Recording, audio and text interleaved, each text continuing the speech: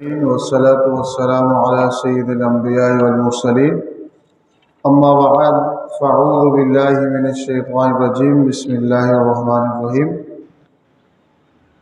وإن تصبروا وتتقوا لا يضركم كيدهم شيئا قال الله تبارك وتعالى في مقام آخر في سورة يوسف من يتقي ويصبر فإن الله لا يضيع أجر المحسنين صدق اللہ العظیم وصدق رسولہ النبی الامین الکریم استغفر اللہ ربی من کل ذنب واتوب الیہ استغفر اللہ الذی لا الہ الا هو الحی القیوم واتوب الیہ مولاي صلی وسلم دائما ابدا علی حبیبک خیر الخلق کلہم هو الحبیب الذی ترجى شفاعته لكل حول من الاحوال مقتحم اللهم اغفر لي واختر لي ولا تكلني الى اختياري اللهم صل وسلم وبارك على سيدنا محمد نور ذات والسر السار في سائر الاسماء والصفات اللہ جل جلالہ وعظم شانہ واتم برہانہ کی بارگاہ میں ہم جتنا شکر ادا کریں وہ کم ہوگا کہ رب کریم نے ہمیں توفیق بخشی ہے کہ رات کے ان لمحات کو ہم اللہ عز و جل کی یاد میں گزارنے کی کوشش کر رہے ہیں اور اللہ عز و جل اسے قبول فرمائے اور اس کی حقیقی برکات سے ہم سب کو بہر عمل فرمائے۔ حضور سیدی غوث اعظم علیہ رحمہ کی کتاب فتوح الغیب کے مختلف دروس گزرے ہیں، مختلف جو پیچھے ہفتے کے حلقے آئے تھے، تو آپ رضی اللہ تعالیٰ عنہ کے مختلف جو مقالات ہیں، جو آپ نے قرب الہی کے متعلق، اللہ تعالیٰ سے تعلق کے متعلق، اور اس کے ساتھ ساتھ انسان کی باطنی اور اخلاقی خوبیاں کیا ہوتی ہیں، اس کا اظہار آپ نے اپنے انداز سے فرمایا ہے۔ اور آپ کا جو پہلا مقالہ ہے اس کتاب کا، اس کا عنوان ہے کہ فیما لابد لکل مومن، یعنی وہ چیز جو ہر مومن کے ساتھ ہونا ضروری ہے، یعنی وہ ایسے کام جو ہر مومن کے لیے ضروری ہیں، اس کا آپ نے ذکر کیا ہے۔ کیا کیا ہے؟ ذکر کیا ہے۔ آپ فرماتے ہیں کہ لا بد لکل مومن فی سائر احوالہ من ثلاثۃ اشیاء، مومن بندہ جو ہوتا ہے، جو اللہ پر ایمان لایا، تو وہ ہر حال میں لازمی ہے کہ اس کے اندر تین باتیں پائی جائیں۔ کیا پائی جائیں؟ تین باتیں پائی جائیں۔ تین باتیں ہر مومن بندے میں پایا جانا ضروری ہے، جو کلمہ پڑھتا ہے، جو اللہ اور اس کے رسول پر ایمان کا دعویٰ کرتا ہے، قرآن کو مانتا ہے۔ تو آپ فرماتے ہیں کہ ایک بات سچ بات ہے کہ وہ اللہ کا بندہ ہے، اس نے اپنے رب کو معبود حقیقی کہا ہے۔ لا الہ الا اللہ کا کیا مطلب ہے؟ کہ اللہ کے سوا کوئی معبود حقیقی نہیں، اللہ کے سوا کوئی معبود نہیں۔ تو اللہ معبود ہے، جو بندہ اس کا اقرار کر رہا ہے وہ عبد ہے۔ وہ کیا ہے؟ جو لا الہ الا اللہ پڑھتا ہے تو اصلاً وہ اپنی عبدیت کا اعلان کرتا ہے۔ کس کے اعلان کرتا ہے؟ عبدیت کا اعلان کرتا ہے، اپنا بندہ ہونے کا اعلان کرتا ہے۔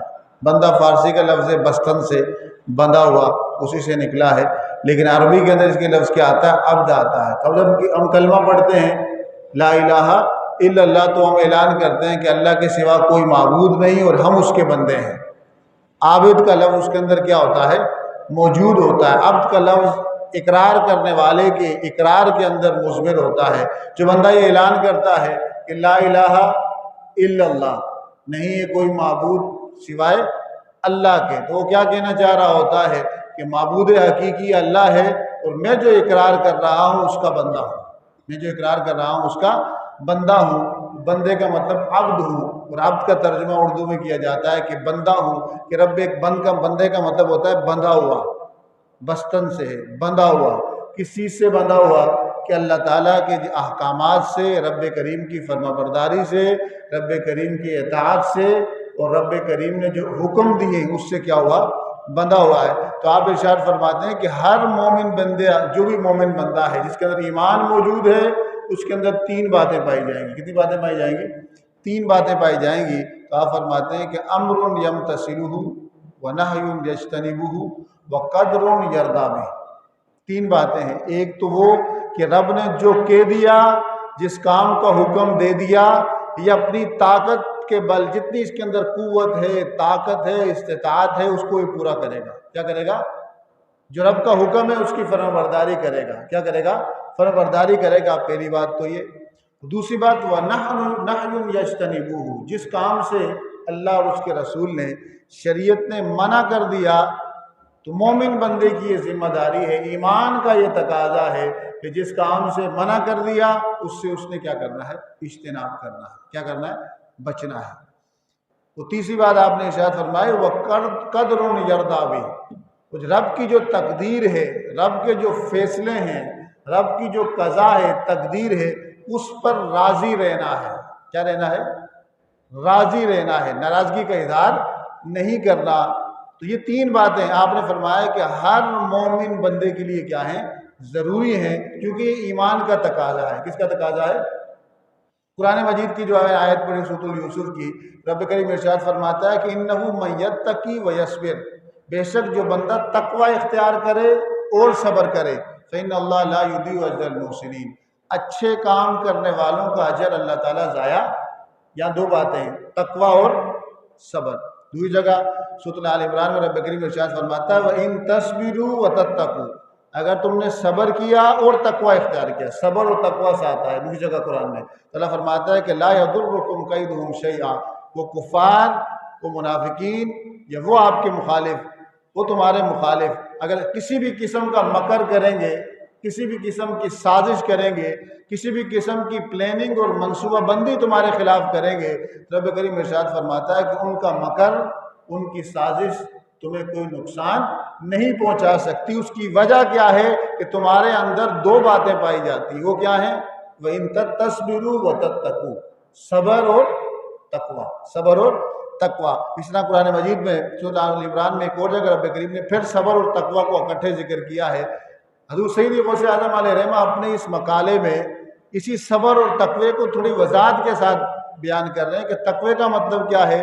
آپ نے کہا کہ ہر مومن کے تین حالتیں ہوتی ہیں، ضروری ہے کہ اس کے اندر تین باتیں موجود ہوں کہ اللہ نے جو کہہ دیا اس پر عمل کرنا، جس کام سے روک دیا اس سے رک جانا، اور جو فیصلہ فرما دیا اس پہ راضی رہنا۔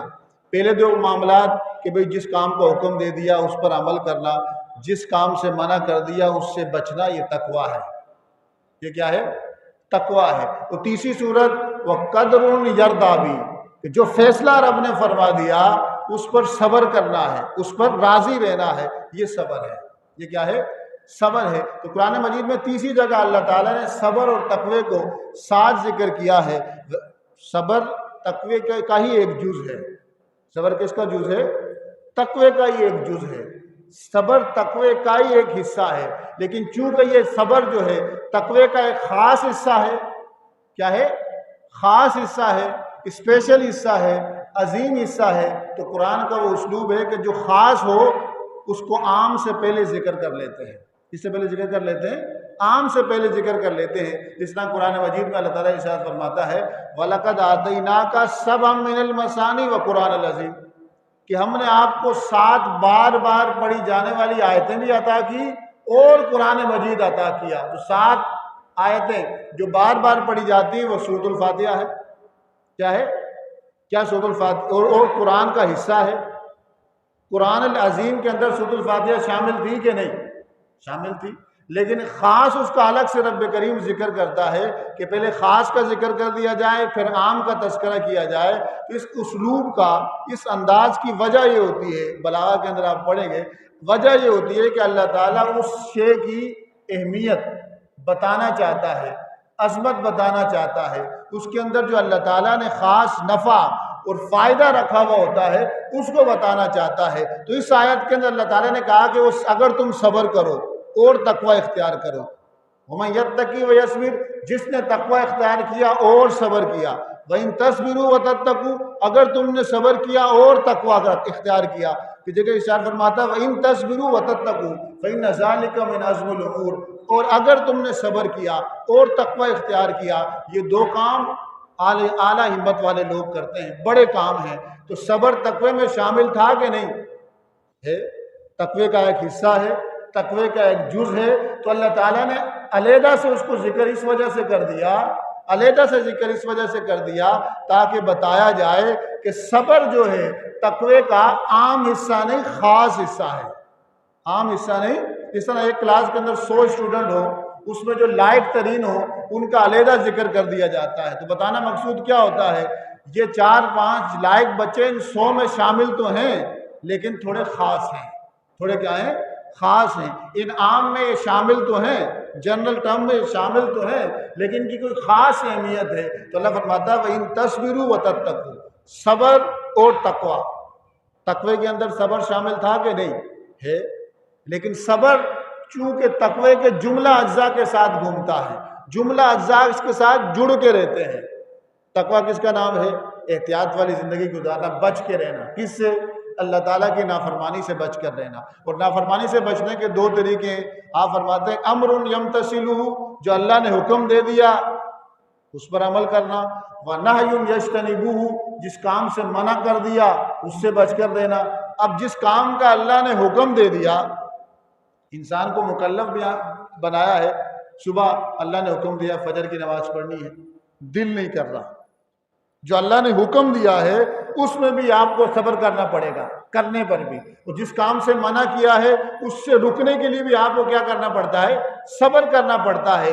تقوی کے جتنے بھی اجزاء بنتے ہیں، تقوی کے جتنے بھی ٹکڑے بنتے ہیں، پارٹس نکلتے ہیں، صبر ان کا ساتھ کیا ہوتا ہے؟ اٹیچ ہوتا ہے۔ مین اس سے تقوی کے کیا ہیں کہ جس کا حکم دے دیا امر یمتثلہ ونہی یجتنبہ، جس کام کا حکم دے دیا وہ کرنا ہے، جس کام سے منع کر دیا اس سے رک جانا ہے۔ اللہ نے جس کام کا حکم دیا ہے، فار ایگزامپل مثال کے طور پہ نماز فرض کر دی، زکوٰۃ فرض کر دیا، سچ بولنا فرض کر دیا، غیبت سے بچنا فرض کر دیا، جس کام کا حکم دیا ہے کرنے کا، نماز روزہ زکوٰۃ حج۔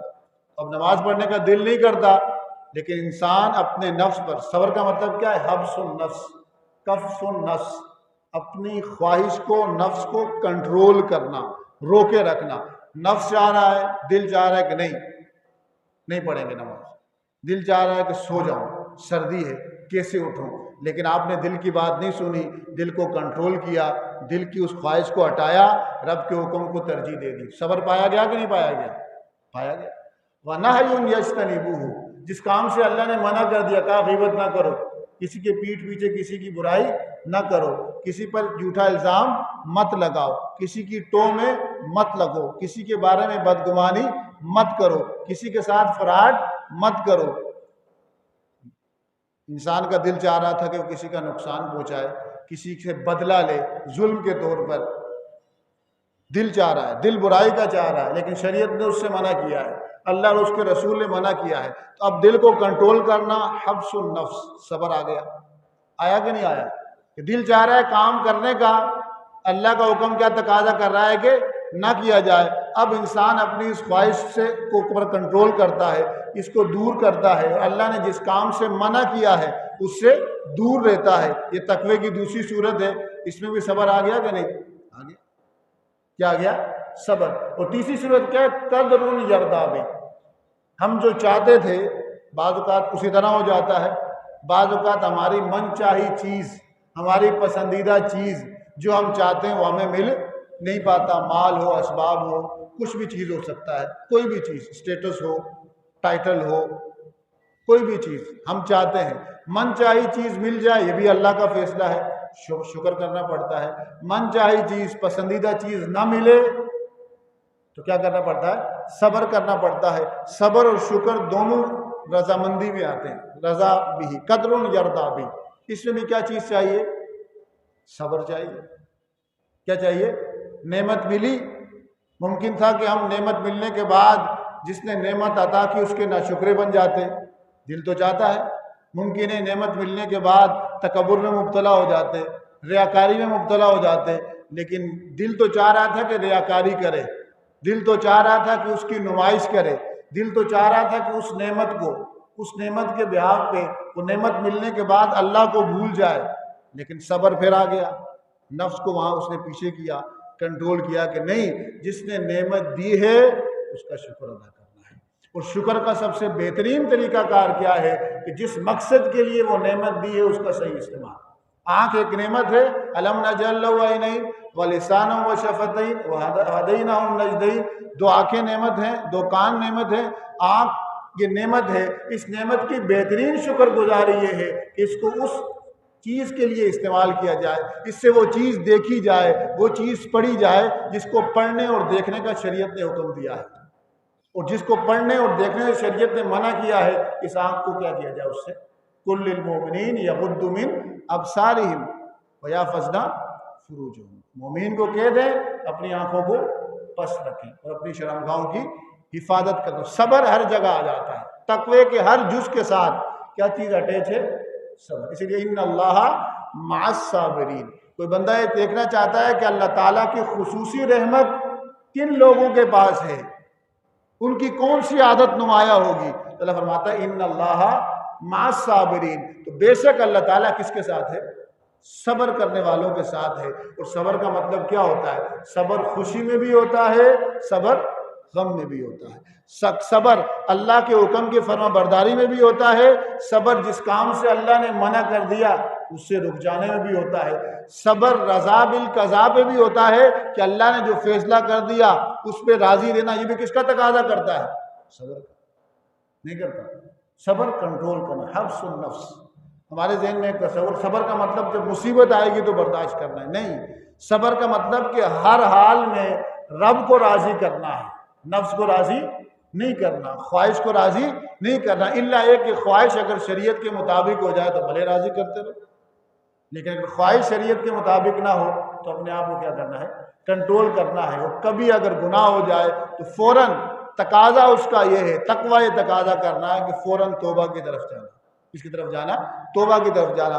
حضور سیدی غوث اعظم علیہ الرحمہ ارشاد فرماتے ہیں کہ مومن بندے کے لیے ضروری ہے کہ تین باتیں پائی جائیں، امر یمتثلہ ونہی امر یمتثلہ، جس کام کا حکم دے دیا اس پر عمل کرے، ونہی یجتنبہ، جس کام سے منع کیا اس سے رک جائے، وقدر یرضی بھی، جس کام کا فیصلہ کر دیا اس پہ راضی رہا جائے۔ کہاں پیدا کیا، کس حال میں پیدا کیا، کس خاندان میں پیدا کیا، کس صورت میں پیدا کیا، کس رنگ میں پیدا کیا، کس قبیلے میں پیدا کیا، یہ اللہ کا فیصلہ ہے، راضی ہو جائے۔ اللہ نے سب سے بڑی فضیلت حاصل ہے کہ اللہ نے پیدا کیا ہے، اس کے بعد اعتراض کرنے کی کوئی توقع نہیں بنتا۔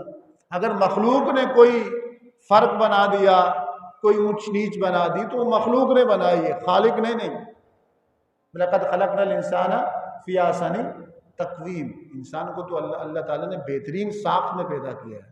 وَلَقَدْ كَرَّمْنَا بَنِي آدم، اللہ فرماتے ہیں آدم کی ساری اولاد کو ہم نے عزت دی ہے۔ اب آپس میں عزت، اللہ کے نزدیک معزز کون ہوگا؟ ان اکرمکم عند اللہ اتقاکم، اللہ کے نزدیک تم سے سب سے زیادہ عزت والا وہ ہے جس کے اندر جو سب سے زیادہ کیا ہے؟ متقی ہے، سب سے زیادہ کیا ہے؟ متقی ہے۔ حضور سیدی غوث اعظم علیہ الرحمہ ارشاد فرماتے ہیں فَأَقَلُّ حَالٍ لِلْمُؤْمِنِ لَا يَخْلُ فِيهَا مِنْ أَحَدِ هَذِهِ الْأَشْيَاءِ الثَّلَاثَةِ، کم سے کم درجہ یہ ہے تقوی کا کہ یہ تین باتیں ہر مومن میں پائی جائیں، تین باتیں ہر مومن میں پائی جائیں۔ تین باتیں کون سی ہیں؟ جو حکم دیا اس کی فرمانبرداری، جس سے منع کیا اس سے رک جانا، جو رب کا فیصلہ اس پہ راضی رکھنا۔ پھر آپ ارشاد فرماتے ہیں کہ فَيَنبَغِي لَهُ أَن يُلْزِمَ هَمَّهَا قَلْبَهُ وَلْيُحَدِّثْ بِهَا نَفْسَهُ وَيَأْخُذَ الْجَوَارِ بِهَا فِي سَائِرِ أَحْوَالِهِ، اپنے دل میں یہ تین باتیں راسخ کر دے، اپنے نفس کو یہ تین باتیں سکھا دے، اور اپنے جسم کو ان تین باتوں کا عادی بنا دے، یعنی اپنے دماغ میں یہ تین باتیں بسا دے، اپنے دماغ میں ان تین باتوں کو بٹھا دے، جسم کو ان تین باتوں کا عادی بنا دے، روح کو ان تین باتوں سے مانوس کر دے، اور نفس کو یہ تین باتیں سکھا دے۔ کم سے کم درجہ ایمان والے کا یہ ہے کہ اس کے اندر یہ تین باتیں پائی جائیں، یہی تقوی کی علامت ہیں۔ اسی سے صبر ملے گا اور اسی سے اللہ کا قرب عطا ہوتا ہے۔ کیا عطا ہوتا ہے؟ قربت عطا ہوتی ہے۔ کیا عطا ہوتی ہے؟ قربت عطا ہوتی ہے۔ صوفیاء کرام نے بڑی پیاری بات ارشاد فرمائی، کہا کہ لفظ قرب کے بھی ایک معنی ہے۔ ایک تو قرب کا مطلب قریب ہونا، جسمانی قرب کا مطلب اللہ کے حکم کے قریب ہونا، فکری قرب کا مطلب اللہ کی معرفت حقہ حاصل کرنا، روحانی قرب کا مطلب اللہ کے نور کے قریب ہو جانا۔ قرب تو 3 قسم کے ہیں، تو فرماتے ہیں اگر تم قرب لفظ پر غور کرو، کس لفظ پر؟ کس لفظ پر؟ قرب لفظ پر۔ قرب میں کتنے لفظ ہیں، کتنے حرف ہیں؟ 3، قاف را با۔ کہا کہ اسی قرب میں رب بھی ہے۔ کیا ہے؟ کاف ہٹا دو کیا بن جائے گا؟ رب۔ اسی قرب میں کیا ہے؟ کاف را با، کاف ہٹاؤ کیا بن جائے گا؟ رب۔ تو کہا اسی قرب میں بر بھی ہے۔ بارہ کو پڑھو کیا بنتا ہے؟ بر۔ بر کا مطلب نیکی۔ اسی قرب میں بر بھی ہے۔ بر یہ زمین، یہ کہا اسی قرب میں رب بھی ہے، اسی قرب میں قرار بھی ہے۔ با ہٹا کے پڑھو کیا بن جاتا ہے؟ کرا۔ کیا بن جاتا ہے؟ کرا۔ اسی قرب میں کیا ہے؟ قرار بھی ہے۔ اسی قرب میں صوفیہ فرماتے ہیں اسی قرب میں قرار بھی ہے، اسی قرب میں رب بھی ہے، اسی قرب میں بر بھی ہے۔ یعنی قرب پانا چاہتے ہو بر کرو، نیکی کرو۔ قرب پانا چاہتے ہو رب کے قریب ہو جاؤ۔ قرب پانا چاہتے ہو جب رب کے قریب ہوگے، نیکی کر لی، کرا سے قرار مل جائے گا۔ تمہیں کیا مل جائے گا؟ قرار مل جائے گا، سکون مل جائے گا۔ کیا مل جائے گا؟ قرار مل جائے گا، سکون مل جائے گا۔ صوفیہ فرماتے ہیں کہ لفظ قرب کے اندر اللہ تعالیٰ نے اتنی تاثیر رکھی ہے کہ قرب کے جو ثمرات حاصل ہوتے ہیں، رب کی حکم کے بندہ جب قریب ہوتا ہے، رب کی ذات اور انوارات کے جب قریب ہوتا ہے، اس پر جو ثمرات اللہ تعالیٰ عطا کرتا ہے، کہا وہ اس لفظ کے اندر پوشیدہ ہے۔ یہ تو تھے لفظ، معنی کیا ہوں گے؟ جنہوں نے پایا وہ کیا ہوں گے؟ اس لفظ کو پانے والے، اس کے معنی کو پانے والے، ان کی کیا اونچی شان ہوگی۔ تو صوفیہ کرام ارشاد فرماتے ہیں کہ قرب اصلاً تمہیں رب کے قریب کر دے گا۔ اب قرب کے اندر کتنی چیزیں پائی جاتی ہیں؟ ایک رب، کاف ہٹا دو کیا ہو گیا؟ رب۔ ایک بر نیکی، ایک کرا قرار، ایک اس میں اگر آپ قاف کے ساتھ را کو ہٹا دیں بنتا ہے کبن۔ کیا بنتا ہے؟ کبن۔ اور قاف اور با، اور کبن کا مطلب عربی میں ہوتا ہے سرداری، بلندی۔ تو جو قرب پائے گا تو قرب کے لیے اسے بر نیکی کرنا پڑے گی۔ جب نیکی کرے گا تو اسے رب ملے گا، جب رب ملے گا تو اسے کرنا سے قرار حاصل ہوگا، جب اسے قرار حاصل ہوگا تو کبن سرداری عطا ہوگی۔ کیا عطا ہوگی؟ سرداری عطا ہوگی۔ اور جب کبن ہو جائے گا تو کاف کے اوپر پیش پڑھو تو کیا بنتا ہے؟ کبن۔ کیا بنتا ہے؟ کبن۔ اور کبن کا مطلب ایک مطلب کبن کا گنبد بھی ہوتا ہے، عزت بھی ہوتا ہے۔ تو اسی قرب کی وجہ سے قرب ملا۔ قرب میں کیا ہے؟ نیکی بھی ہے، بر۔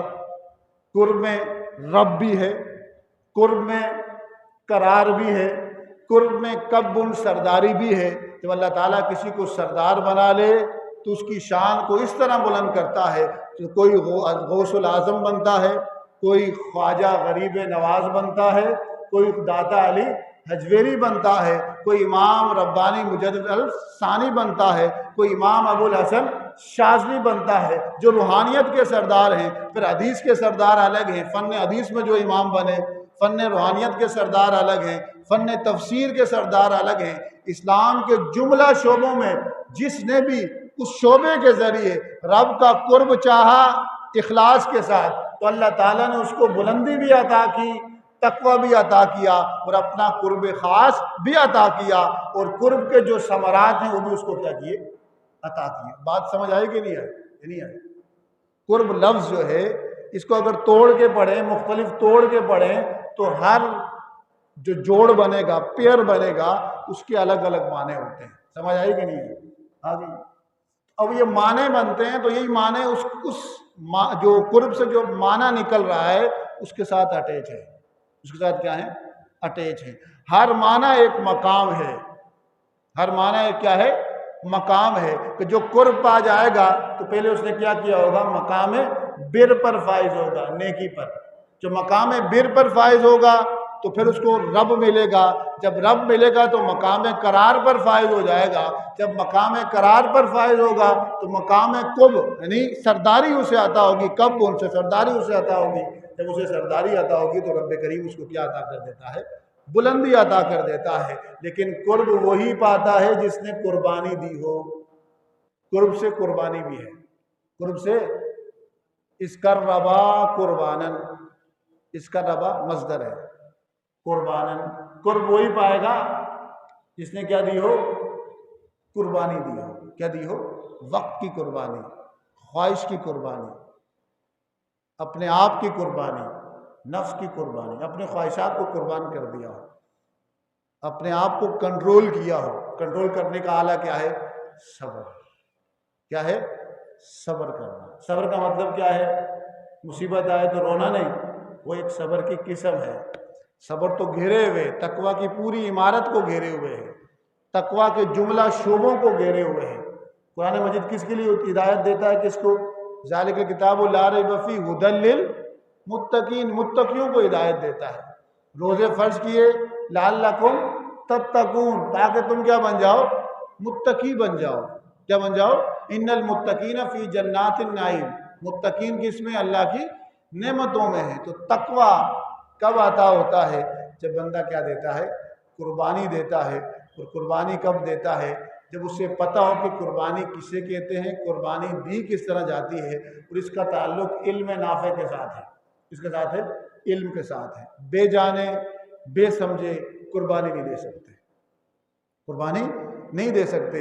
اسی لیے بزرگان دین کا ایک قول ہے، آپ فرماتے ہیں کہ من تصوف ولم یتفقہ فقد تزندقہ، جو راہ سلوک میں آیا کہ اللہ کا قرب چاہیے، علم نہیں پڑھا، شریعت سے آشنا نہیں ہے، ذکر و اذکار میں مشغول ہو گیا، شریعت کو جانتا نہیں ہے، کہا اس کی منزل کیا ہوگی؟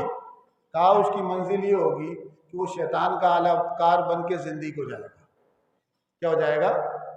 زندگی ہو جائے گا۔ ومن تفقہ ولم یتصوف فقد تفسق، جس نے شریعت تو پڑھی، علم تو پڑھا، لیکن راہ سلوک میں قدم نہیں رکھا، اپنے باطن کی اصلاح نہیں کی، اس پر عمل نہیں کیا، کہا علم تو پڑھا ہے، علم کی حد تک تو ٹھیک ہے، لیکن فقط تفسق، کافر نہیں ہوگا، لیکن تفسق کا مطلب کیا ہے؟ فاسق ہو جائے گا، بے عمل ہو جائے گا، بد کردار ہو جائے گا۔ کامل کون ہوگا؟ من جمع بینہما فقد تحقق، جس نے دونوں کو ساتھ رکھا، دونوں کو جمع کیا، دونوں کو سیکھا، اس پر عمل کیا۔ کس کو؟ فقہ کو بھی، یعنی شریعت کے علم کو بھی، اور تصوف کو بھی، یعنی اخلاق کو بھی، کردار کو بھی، باطنی امراض سے نجات بھی پائی، اپنا کردار بھی، شریعت نے جو حکم دیا اس پر اخلاص کے ساتھ عمل کیا۔ ومن جمع بینہما وقد تحقق، جس نے ان دونوں چشموں کو ساتھ لے کر چلا، وہ اپنی منزل مقصود تک پہنچ جائے گا، وہ انسان کامل بن جائے گا، وہ اللہ تعالیٰ کا حقیقی نائب بن جائے گا، وہ اللہ تعالیٰ کا حقیقی پسندیدہ بندہ بن جائے گا، وہ اللہ تعالیٰ کا حقیقی دوست بن جائے گا، جس کے بارے میں رب کریم کہتا ہے کہ الا ان اولیاء اللہ لا خوف علیہم ولا هم یحزنون، میرے جو دوست ہیں انہیں کوئی خوف نہیں، انہیں کوئی غم نہیں۔ تیرے دوست کون ہیں؟ الذین آمنوا وکانوا یتقون، علم، تقوی۔ تصوف کا دوسرا نام کیا ہے؟ قرآن میں آیا اس سے تقوی، حدیث میں آیا ہے احسان۔ دو چیزیں ساتھ چلتی ہیں، اگر نہیں ہوں گی، بغیر علم کے رائے سلوک پہ قدم رکھا گمراہ ہو جائے گا، رائے سلوک پہ بغیر علم سے قدم رکھا تو گمراہ ہو جائے گا۔